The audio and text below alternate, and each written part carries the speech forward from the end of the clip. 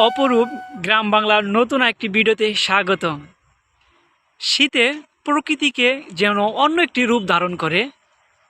আমি কিন্তু এখন কথা বলবো শীতের সব থেকে সুন্দর একটি মুহূর্ত সকালবেলা নিয়ে। এই সকালটা আরও মধুর হয় যদি থাকে হাতে এক গ্লাস খেজুরের রস। তো দর্শক, বেশি কথা বাড়াবো না, চলেন মূল টপিকে চলে যাই। আমি এখন বর্তমানে যে জায়গায় অবস্থান করিতেছি এটা এলেঙ্গা থেকে 8 কিলো পশ্চিমে হাতিয়াতে আমি বর্তমানে অবস্থান করতেছি।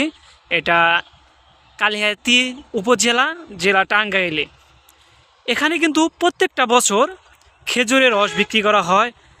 আর যারা খেজুর রস পছন্দ করেন, আমি মনে করি মোটামুটি যাদের বাইক আছে বা বাইক নাই, সবাই কিন্তু অনেক দূরে যায় কিন্তু খেজুরের রস খায় আসে সকালবেলায় ফজর নামাজের পর। খেজুর রস খাওয়ার মুহূর্ত যে কি একটা সুন্দর মুহূর্ত, যা ভাষায় প্রকাশ করা সম্ভব না।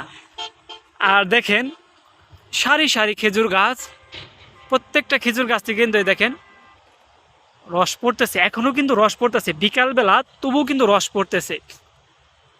আর এই খেজুর রসের যে প্রাকৃতিক গুণাগুণ তা কিন্তু মোটামুটি আমরা সবাই জানি। তবে কিন্তু একটা বিষয় সতর্ক থাকতে হবে, এই যে বর্তমানে যেভাবে খেজুর গাছ থেকে যেভাবে রস তারা সংগ্রহ করতেছে, এটা কিন্তু সঠিক পদ্ধতি নয়।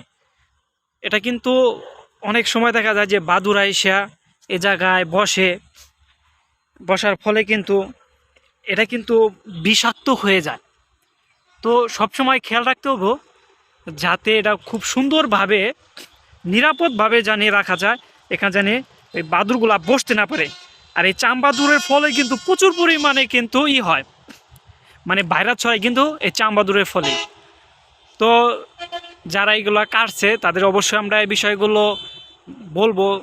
আর মূলত এখনও কিন্তু ভালোভাবে তারা বিক্রি করা শুরু করে নাই, এই কারণে এইভাবেই রাইখা দিছে।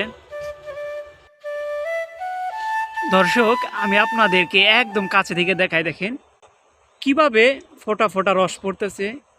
এখন বিকেলবেলা তবু কিন্তু এত ফোটা ফোটা রস পড়তেছে, এভাবে কিন্তু সারা রাত রস পড়বে।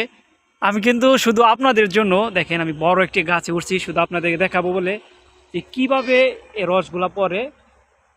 দেখেন এখানে কিছু মৌমাছি আছে, এই যে মৌমাছি দ্বারা মধু সংগ্রহ করতেছে। এই যে মৌমাছিগুলা দেখেন কি সুন্দরভাবে এক ফোটা ফোটা পড়তেছে। আল্লাহর কি রহমত, আল্লাহর কি কুদরত, আসলে আমরা এগুলা বুঝি না, এগুলা বোঝার চেষ্টাও করি না। আল্লাহর নিয়ামতকে আমরা কখনো শুকরিয়া আদায় করি না। যদি আল্লাহর নিয়ামতে আমরা শুকরিয়া আদায় করি, আল্লাহ আমাদের নিয়ামতকে আরও দ্বিগুণ বৃদ্ধি করে দেবে। যারা প্রকৃতিকে ভালোবাসেন তারা কিন্তু ইচ্ছা করলে আমাদের চ্যানেলটা সাবস্ক্রাইব করে আমাদের পাশে থাকতে পারেন। তো দর্শক, আপনাদের আর সময় নষ্ট করব না। যারা খেজুরের রস খেতে চান তারা কিন্তু চলে আসতে পারেন আমাদের প্রিয় এলাকা হাতিয়াতে। আর যদি আমাদের এই ভিডিওটা ভালো লাগে, অবশ্যই কিন্তু আমাদের চ্যানেলটা সাবস্ক্রাইব করবেন এবং লাইক শেয়ার কমেন্ট করবেন। তো ধন্যবাদ দর্শক, সবাই ভালো থাকেন, সুস্থ থাকেন। দেখা হবে নতুন আরেকটি প্রাকৃতিক ভিডিও নিয়ে। আসসালামু আলাইকুম ওয়া রাহমাতুল্লাহি ওয়া বারাকাতুহু।